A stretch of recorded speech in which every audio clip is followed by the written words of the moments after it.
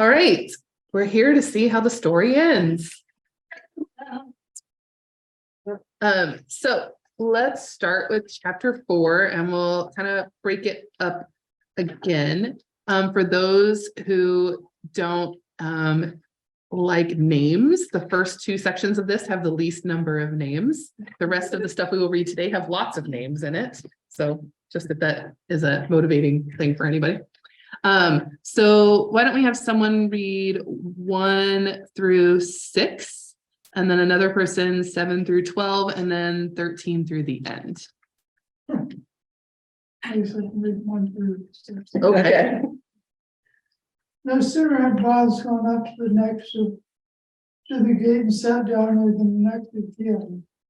All of whom Boaz had spoken and came passing by. So Boaz said, "Come over to me and sit down here." And he went over and sat down. Then Boaz took 10 men and the elders of the city and said, "Sit down here." So they sat down. Then he said to the next of kin, "Nomi has come back from the country of Moab to sell a parcel of land that belonged to a kingsman in Moab. So I thought I would tell you and say, buy it here, buy in the presence of those sitting here, in the presence of the elders of my people. If you will redeem it, redeem it.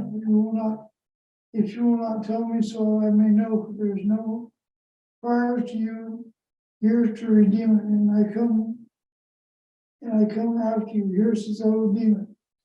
Then Boaz said, "The day you acquired the field from the hand of Naomi, you also acquired Ruth, the Moabite, the widow of the dead man, and maintain the dead man in his inheritance." At this, the next of kin said, "I cannot redeem it for myself without damaging my own inheritance. Take my right, redeem it yourself, for I cannot redeem it."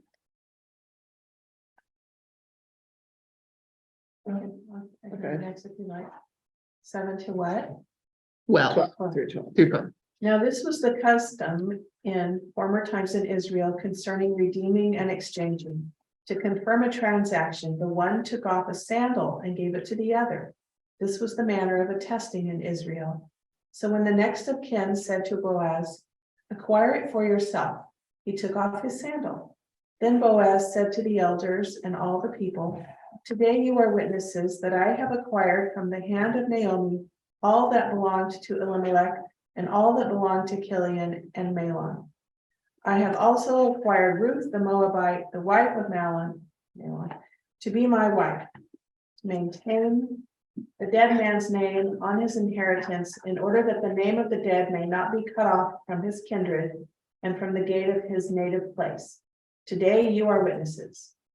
Then all the people who were at the gate, along with the elders, said, "We are witnesses. May the Lord make the woman who is coming into your house like Rachel and Leah, who together built up the house of Israel. May you produce children in Ephrathah and bestow a name in Bethlehem. And through the children that the Lord will give you by this young woman, may your house be like the house of Perez, whom Tamar bore to Judah." So Boaz took Ruth, and she became his wife. When they came together, the Lord made her conceive, and she bore a son. Then the woman said to Naomi, "Blessed be the Lord, who has not left you this day without next of kin, and may his name be renowned in all Israel. He shall be to you a restorer of life and a nourisher of your old age. For your daughter-in-law who loves you, who is more to you than 7 sons, has borne him." Then Naomi took the child and laid him in her bosom and became his nurse. The women of the neighborhood gave him a name, saying, "A son has been born to Naomi." They named him Obed. He became the father of Jesse, the father of David. Now these are the descendants of Perez. Perez became the father of Hezron, Hezron of Ram, Ram of Amminadab, Amminadab of Nahshon, Nahshon of Salmon. Maybe it's not pronounced Salmon. Salmon of Boaz, Boaz of Obed, Obed of Jesse, and Jesse of David.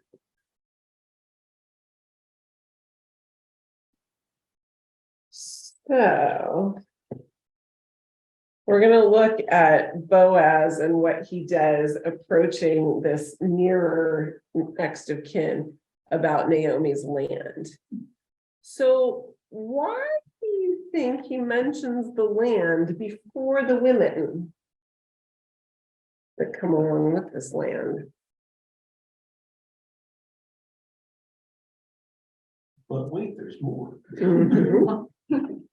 Maybe because land is more permanent and a person can die. Okay. Could it be more valuable? Mhm. That's what I was. Mhm. Could be. My wife, maybe, my land, never. Yeah. Sorry. So, It had to be said. Just throwing it out there. Discuss. yeah, this thing this guide that we have says the land apparently is the bait. And the nearer kinsman takes it, I'll redeem it. He just says that. But look at all the language that he uses to describe this transaction, including Naomi and Ruth. So look at this first bit of especially 1 through 6. How might he be using verbal phrasing to encourage the nearest kinsman to step aside? It almost seems like he's not wanting to reveal it. He really wants her. Mhm. That's true. And again, I loved this had a great paragraph that says, Boaz isn't done yet, however. With an air of pretended nonchalance, he adds, oh, and did he require the field? And he's praised Ruth as being, of such great character and giving her, described her in glowing terms, but then he, in this passage, refers to her as, oh, the widow of the dead man. And the Moabite. Mhm, You mhm, must, mhm. in the way he says, you must also acquire. Yeah, I mean, it's not like, oh, it's a prize, you have to take her, yeah. And of So, course, he's sitting in a circle of men. so, and like I said last week, if you were here, he really basically convenes a court of law by calling the next of kin and himself, and then he gets 10 other men. Then there's 12 men in this circle. And so he's got these elders at the gate, and I guess this was a traditional place for them to meet, and they could call a meeting. So he's being very careful to be all legal and everything. I have a question. Yeah. It says Naomi has to sell the piece of land. Is that just part of the culture, or why does she have to sell it? Mine doesn't say that. That It is just in says, our first 3 in mine. yeah, it says, he then said to the next of kin, Naomi, who has come back from the country of Moab, is selling the parcel of land. Oh, okay, this one says. So I has don't to know. sell. Oh, That's okay. different. Yeah, that's interesting. So let's look at a little bit at what's at stake for the nearest kinsman. If he did decide to redeem it along with the women, in a commentary by someone named Catherine Dubs-Sakenfeld, it suggested that the near what? Do Sackenfeld. Sackenfeld. I just say it because she was my professor in seminary. All right. Matt can attest. Okay. It suggested that the nearer kinsman is worried about losing his investment. In other words, if he pays to redeem Naomi's property, then has a son by Ruth, that son will inherit the property. Another possibility is that a son by another marriage will dilute his own inheritance, thus creating friction with any existing children. Kind of what we discussed when we did that whole acting out the levirate marriage. So when we've read this and you think about it, so first this nearer kinsman says, oh, I'll redeem it. Then he hears about basically the fine print and says, oh, can't do that. How do you feel about this next of kin's character?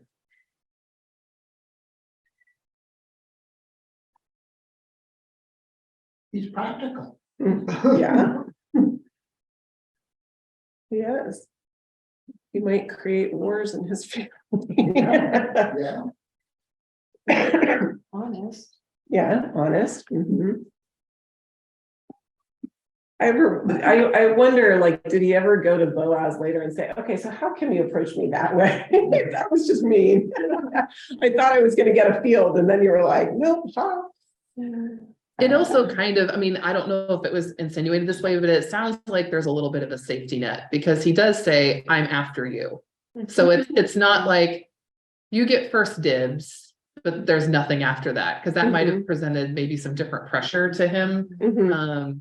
If he was indeed an honorable, we don't know anything else other than we don't even get his name, right? But if he had been an honorable person, maybe he would have made a different decision had he been the only connection to her.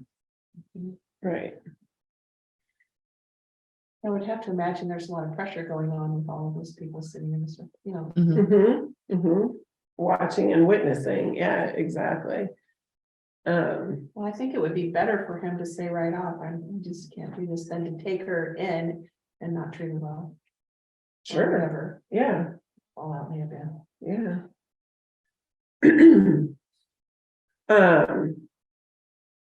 In verse 11, we find that there are these multiple witnesses to the deal.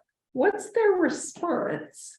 And how does their response reflect their feelings about Ruth, even though she's a foreigner? So they see the sandal deal, and then in verse 11, we are witnesses. Well, I was wondering if that was sort of a standard thing they would say, Mhm. because it seems kind of like it's maybe it's traditional. I think a lot of it, I think you're right. I think a lot of it is like, may she be like Rachel and Leah.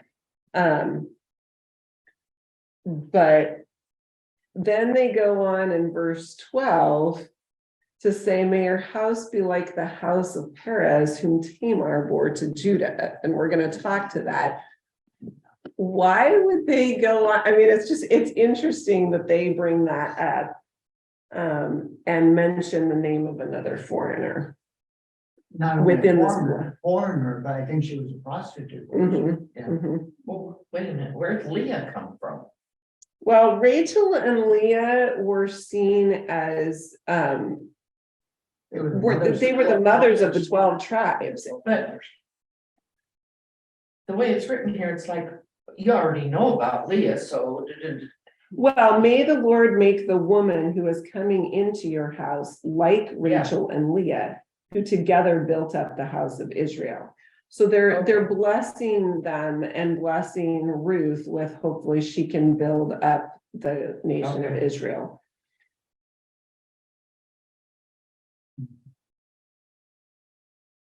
But it is interesting that, I mean, that seems like a high level of blessing, right? Yeah. And you've got this foreign woman that has now been given in a transaction, right?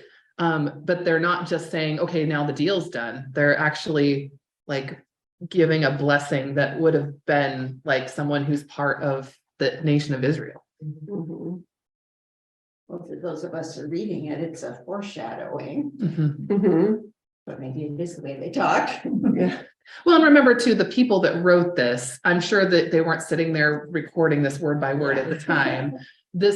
When the writers write the text, they take the story and the concept and they're trying to convey a point, right? And so they may phrase things differently to make that point, even if it isn't like a word by word account.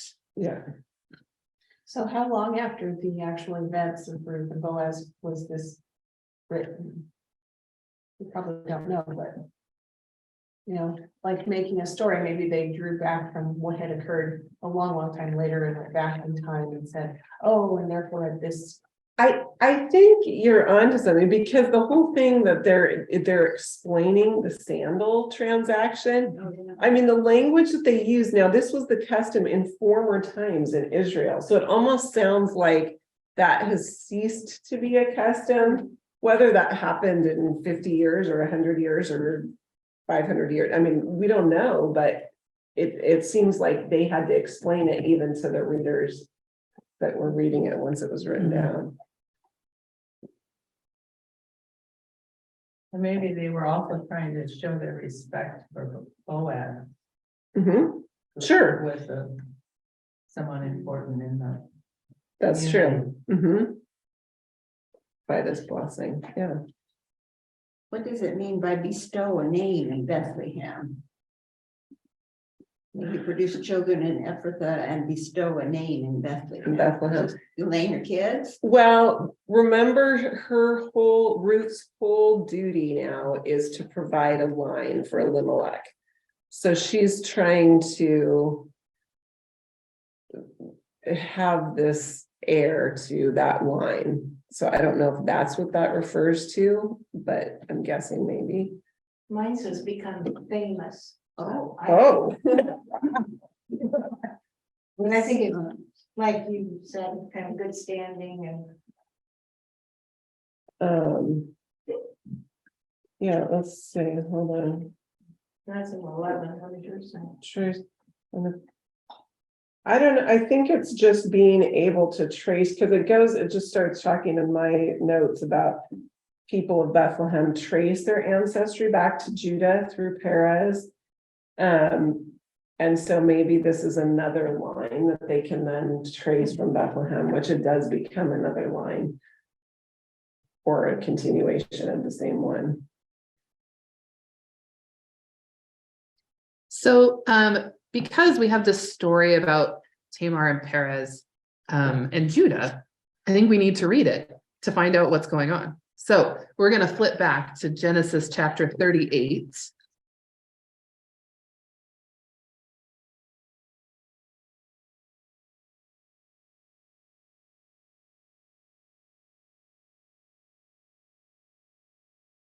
And we're just going to read the whole chapter because I feel like if we cut out part of the story, it takes away from the story. So I apologize for there being a lot of text, but we're gonna tackle good. it. It's worth it. It's an edgy story that will keep you interested. So if someone would want to start and go through verse 7, and then the next one can pick up at 8 and go through 20, and then someone can finish up 21 through the end. Does that This is work? broken up differently. Oh, I don't know. I'm just going by the paragraph marks in my book. Oh, yeah, see, mine's 1 through 11. And then, Different editor. yeah. Anyone want to jump in? Okay. It happened at that time that Judah went down from his brothers and settled near a certain Adullamite whose name was Hiram. Oh, wait, sorry. Wow, that's why. Hmm? No, you have it right. No, yeah, okay, that's it, okay. Maybe do 1 through 11. Yeah. Okay. Shoot with the Follow last Becca. one, She yeah. knows what she's talking about. So Judah goes down and settled near Hiram.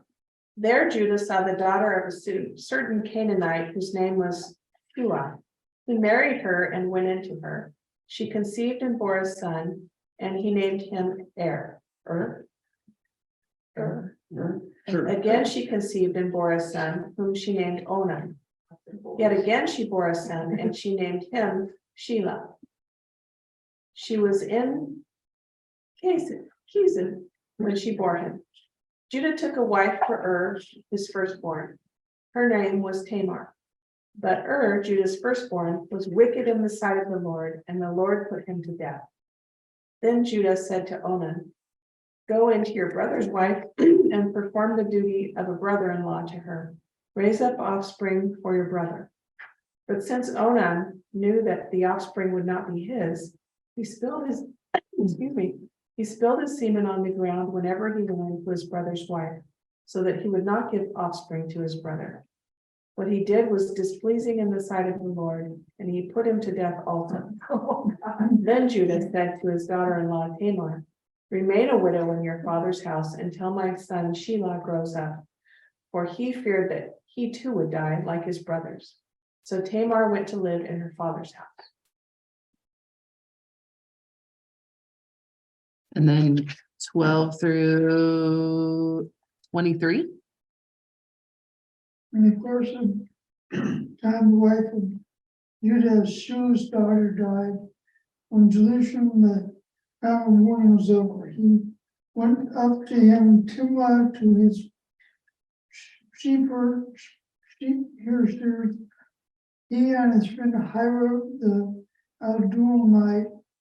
When Tamar was told the father-in-law is going up to him near the sheep, she put off her widow's garments and put on a veil, wrapped herself up and sat down at the entrance of Penaniah, which is on the road to Timnah. He saw that Sheila was grown up, yet had not given him to marriage. When Judah saw her, he thought her ought to be a prostitute, for she had covered her face. He went over to her at the roadside and said, Come, let me come in you, for he did not know that she was his daughter-in-law. She says, what will you give me that you may come to me? He answered, I will send you a kid from a flock. And she said, only if you give me a pledge until you send. He says, what pledge shall I give you? She replied,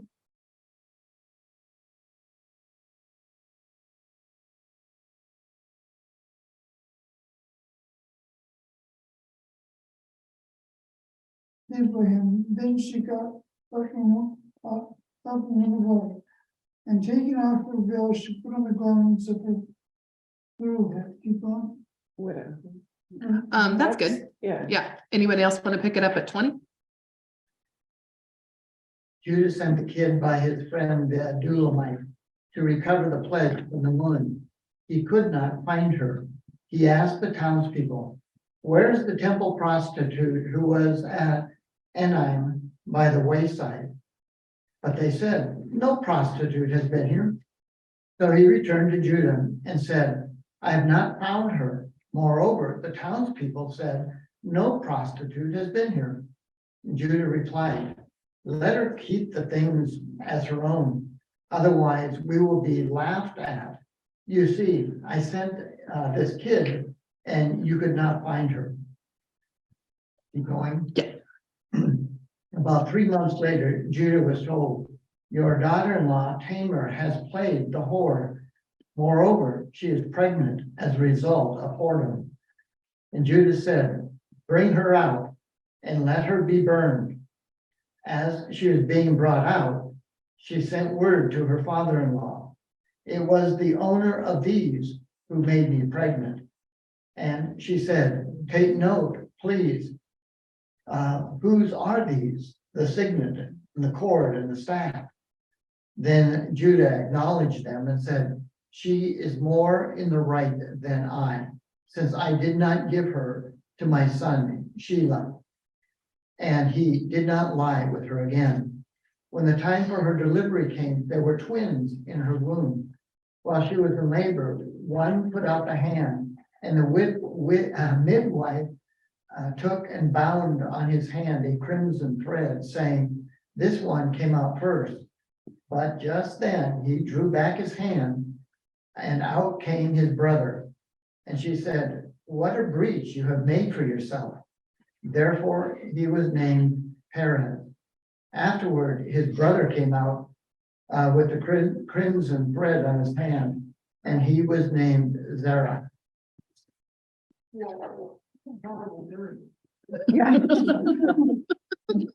Look what you did.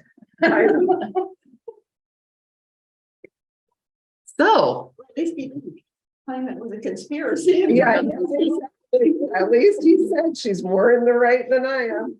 So she wasn't really a prostitute. She kind of had to play the prostitute to get him to do something because she realized he hadn't lived up to his word. so how do Judah and the witnesses at the gate speak about her? Because she's obviously, Judah's responding to him in the story, and then they bring up her name in the way that the people at the elders at the gate to speak after Boaz has claimed Ruth.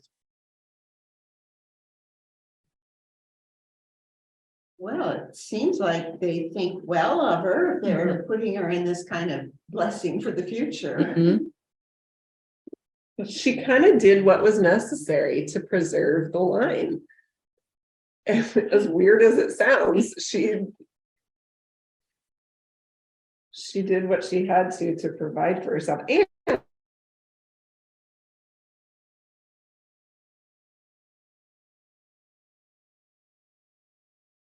Expect Tamar to her, the reaction to Tamar to be, because this is not like the way Judah responds and the way women were treated. It shocks me that he said, yep, she was definitely in the right, like that to me.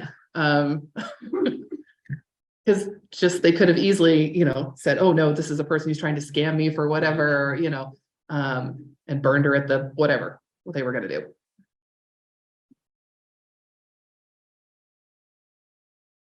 very interesting. So it is interesting.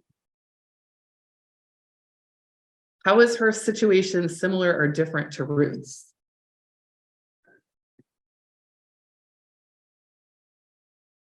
Foreigner, and her husband died without children. Mm-hmm.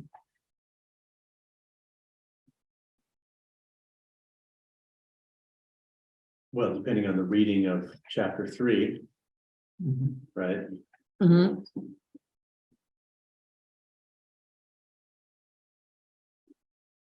Did they have relations that night on the threshing floor and so on, unbeknownst to him? They both appear to be doing something deceptive. Mm-hmm. But doing But something why? deceptive to pursue something that was just and holy, right? According to this. Yeah. Mhm. Tamar was sent back to her father's house, and Ruth, it was suggested that she go back to her father's house, Mhm. although in a nicer way. Yeah. But they were both told to do that because, I mean, Tamar was told, when my son is grown up, then I will give you to him to marry, because that's what I should do. Naomi knew she didn't have anybody to give Ruth. So that's why she told her to go back. But I just think, can you imagine being Tamar? Like, okay, I'm sitting here in my dad's house for how many years and waiting for this kid to grow up. And I mean, yeah, it's like, okay, now he's grown up and obviously I'm not married to him because somebody else is or something, and like, okay. Well, and you wonder too, so one of the comments that they made back in the story in Genesis was that he was afraid that his other son would die. So you're like, are they thinking she's some sort of like bad luck charm or something that would have led to that happening? So, superstition may have been like, I need to keep this son away from her. Well, but the times were pretty primitive and pretty tough compared to. Oh, sure. It's just easy for people to die of a variety of things. Mhm. Yeah. But they wouldn't. That doesn't know keep them that. from looking into it and, reading things into it that would have been more superstitious perhaps, though. Like assigning a reason, right? Because we as humans look for reason in a lot of things. How do these women, and I would include Naomi in this conversation, use their shrewdness to secure their futures?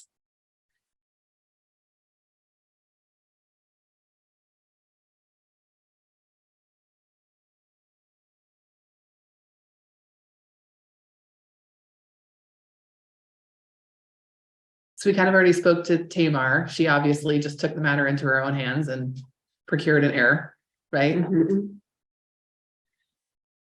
And we talked about back in chapter 2, Ruth kind of taking some initiative to try to bring home provisions for her and Naomi to secure some sort of, even though not necessarily a long-term solution, at least a short-term solution. And I think Naomi saw it as a possible long-term solution. Mhm. Mhm. And took some risk in telling Ruth to do something that could have not gone the way it did, right? They just didn't have a lot of options. Mhm, Right. at the time. Well, Either yeah, this they or- didn't know that it would work as it did. mhm, Yeah, Maybe- right. Maybe there'd be somebody else there we liked better, or maybe she wouldn't get pregnant. mhm. Yeah.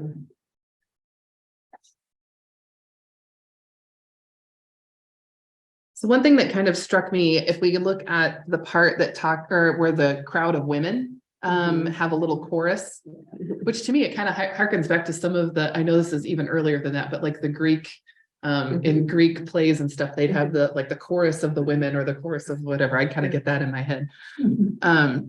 But when they're having this kind of proclamation to Naomi, they say, blessed be the Lord who has not left you this day without next of kin, and may his name be renowned in Israel. He shall be to you a restorer of life and a nourisher of your old age, for your daughter-in-law who loves you, who is more to you than 7 sons, has borne him. Then Naomi took the child and laid him in her bosom and became his nurse. The women of the neighborhood gave him a name, saying, a son has been born to Naomi. They named him Obed.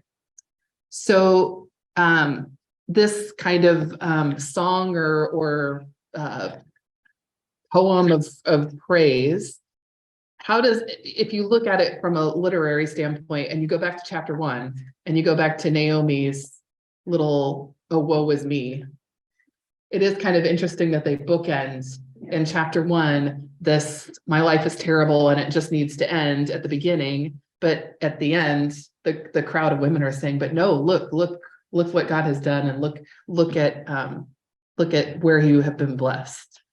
So I just thought that was kind of an interesting kind of way of from a literary standpoint, kind of bookending the beginning and the end of the book. Also, if of interest, the women name the son.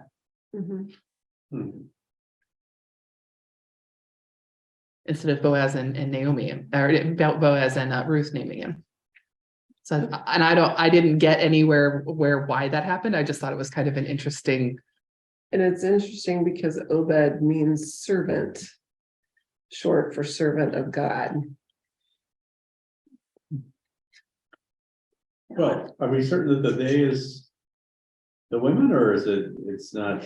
I do have a little trouble with the pronouns in that paragraph. Well, our Bible says the women of the neighborhood gave him a name. Oh, I'm sorry. Yep. Yeah. Was he like, I was sometimes thinking the next verse or next part. people at this time had multiple names, you Mhm. know, Oh. he might have had a Mhm. name. And then they called it this. Sure. Mhm. Hmm. Well, he wouldn't have been, the interesting thing is in the Jewish tradition, he wouldn't have been really named till he was 8 days old, right? Weren't they named when they were circumcised? I thought that was the formal, I thought that was the formal naming in the temple or something. I'll look it up. So one thing that struck Beck and I as we were trying to look through this and figure it out then, at the end when we're looking at the genealogy, so they list Obed as offspring of Boaz, but we just spent 3 chapters talking about the levirate marriage law, right? And the whole point in the meeting at the gate was to figure out how do we get the land to stay with the family. So, and we don't have an answer. We were just going to ask you guys what your thoughts are about that. Just interesting. Well, this is again the idea that they wrote it sometime later and they're saying, well, we really know this. Mhm. Mhm.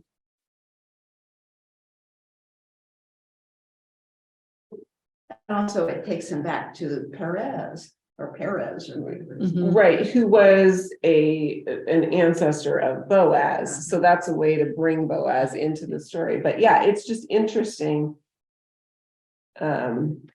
How they then name Boaz as the father. So by the way, according to Wikipedia, which has got to be true, it says that it appears to have been the custom in early biblical times to confer a name immediately upon birth, Oh, but in later periods, a name was given to a boy at circumcision, like in Jesus' case. okay.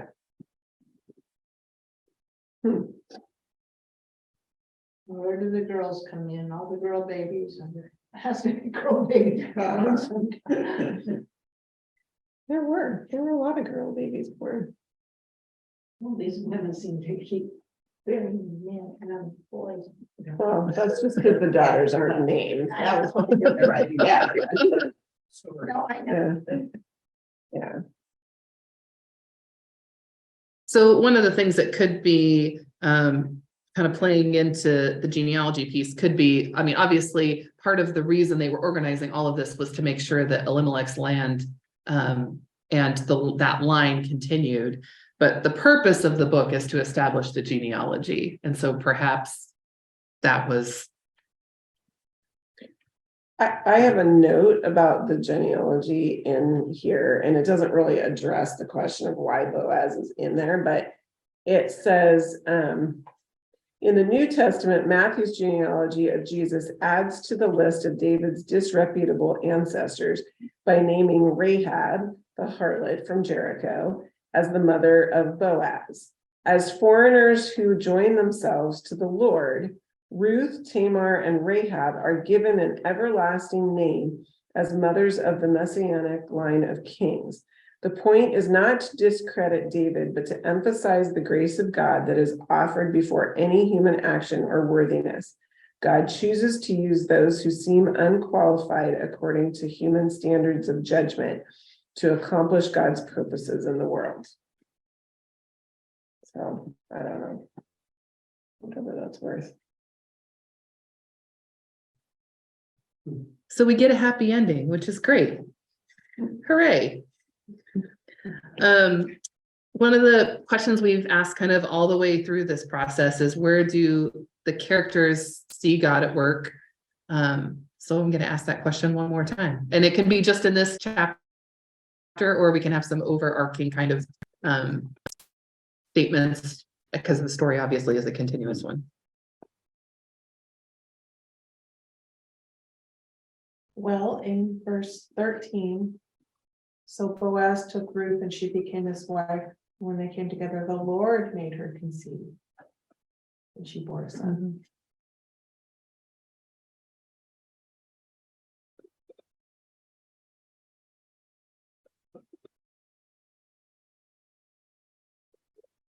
And definitely the neighborhood women saw God at work in all of this.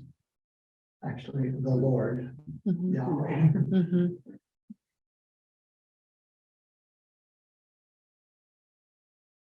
Talks about God has not left you without next of kin. I think then they're referring to the baby, but then they talk about how Ruth is more to her than 7 sons, so it's mostly you would be the next of kin if you figured it out. Well, I think they see God working in Ruth for sure, and they remind Naomi of that. Like, think about how much she's done for you. And it's almost like they've given the, I hope Ruth had some more babies and she got the baby, because she didn't really get to keep Obed.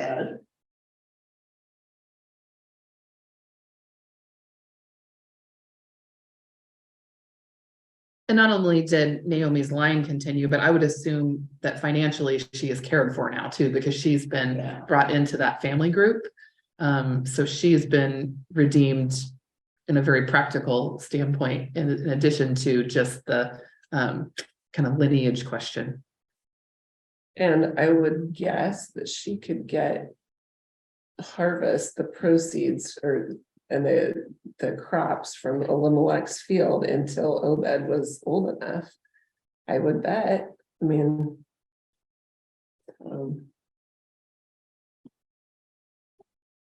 One of the things that's interesting to me is Abimelech's field seemed to be the major issue here. And yet it's the lineage that is really the major issue here.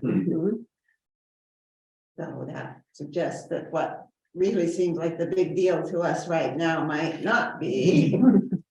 Well, and some of that's hindsight, right? Because at the Yes. time, not that genealogy wasn't always important to them, but they didn't know David was coming and what David would be, right? We can look back and say, oh, David was really important, so that line is now really important, whereas David's third cousin or whatever, like their line, not that it wasn't important to them, but we don't even know about it, right? So a little bit of hindsight probably on that one. Definitely. Sorry, the life of Brian just came in my head and that was not okay.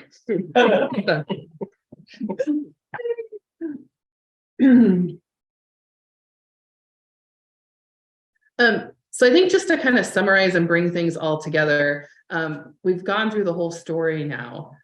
Why do you think it's important that this book is here?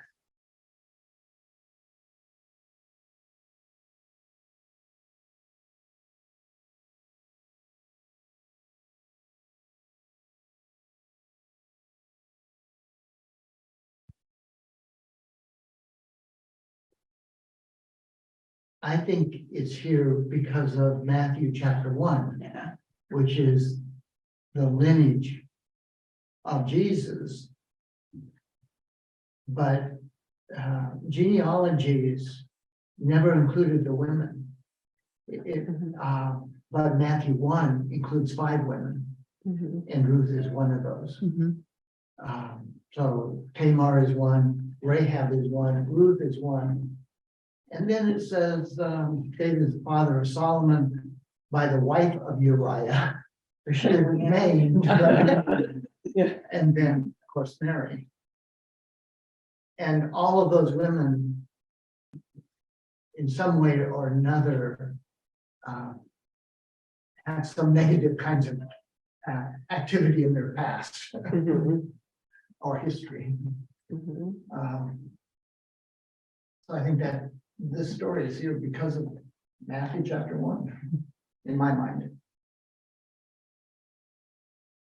I think it shows that God can use anyone, Oh, even yeah. foreigners, even, Yeah, people that aren't seen as being very worthy. And that concept dovetailed with sort of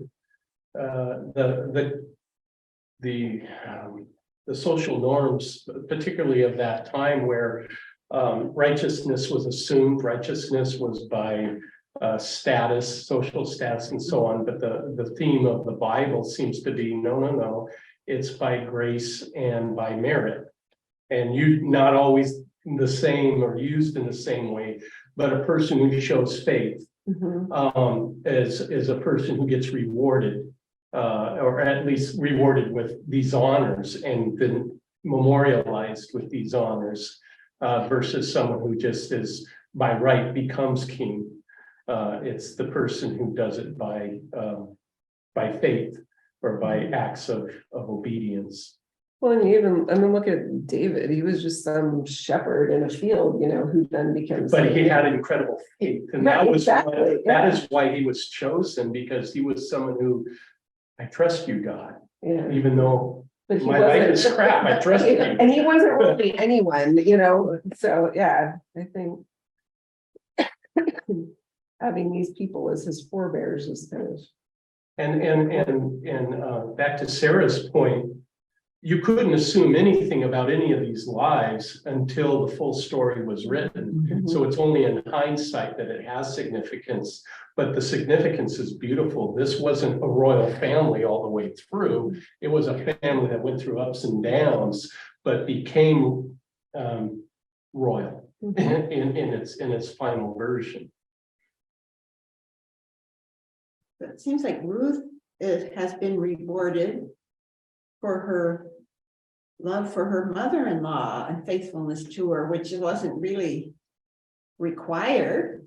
Nobody would said she was a bad lady if she went back home. So I'm not sure what I think about that. Sometimes it seems to me like in the Old Testament, the women, it's all about having children and inherited all this, that was the only value. Whereas in the New Testament, you know, as Stan points out, I mean, there are a lot of women that weren't necessarily mothers, that They're actual We're- people. that were important in God's work, not just having children. Mhm.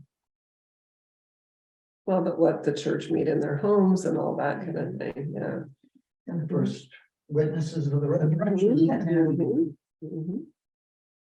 I think one thing going through this study is really brought to my mind, and then the story of Tamar kind of even emphasizing this, because I've heard sermons and studies in the past talk about these women in the genealogy as like, kind of like we have the black sheep, but we can still, like, even if there's a person who, you know, is rough around the edges or whatever, they can still be an important part of things.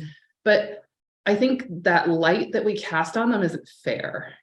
They didn't do anything.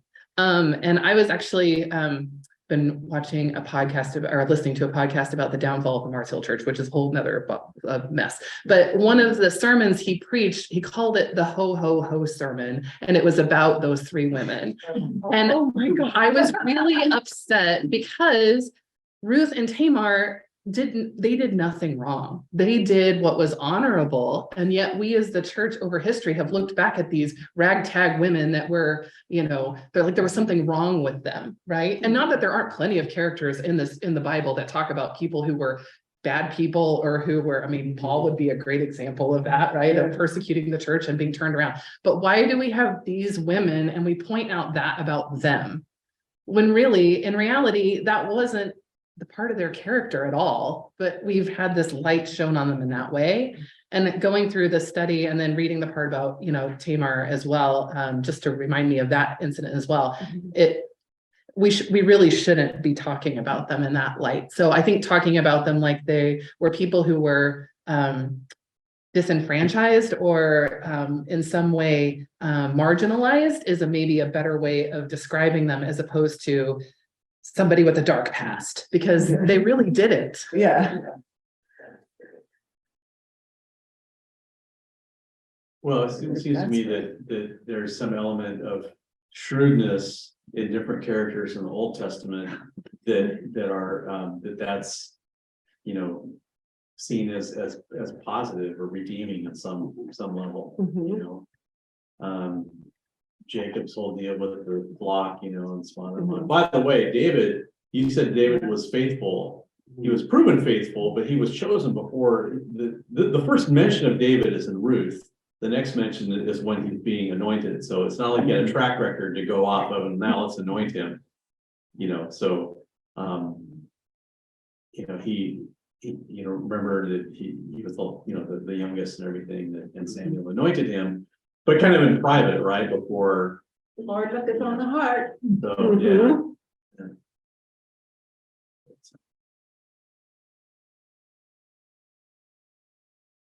Oh, God knew he was faithful. Yeah, or what's. You know, faithful. David definitely wasn't always faithful. Oh, yeah. Lines, yeah, I mean, That's convenient. yeah. Yeah. Mhm. Not just Uriah the Hittite, I mean, even on his deathbed, he put out Yeah. a hit on someone. He Yeah. was not Yeah. a good person at his core, like really. Going back to the comment that you made about the shrewdness, so the verse that really kind of charged me when we went into this in the first place by a fellow female Presbyterian pastor who was kind of on a kick about this verse, Matthew 10:16. Jesus is talking to his disciples and says, I am sending you out like sheep among wolves, therefore be as shrewd as snakes and innocent as doves. And I just think that verse really shows, I mean, you know, you could apply it to Tamar as well, but Ruth, for sure, she didn't compromise herself in any way, but she definitely worked the system. I'd say Naomi falls in that category as well. And that would be accredited to them as righteousness, both by people in the Old Testament and obviously Jesus when I think that would fall under that, what he was talking about.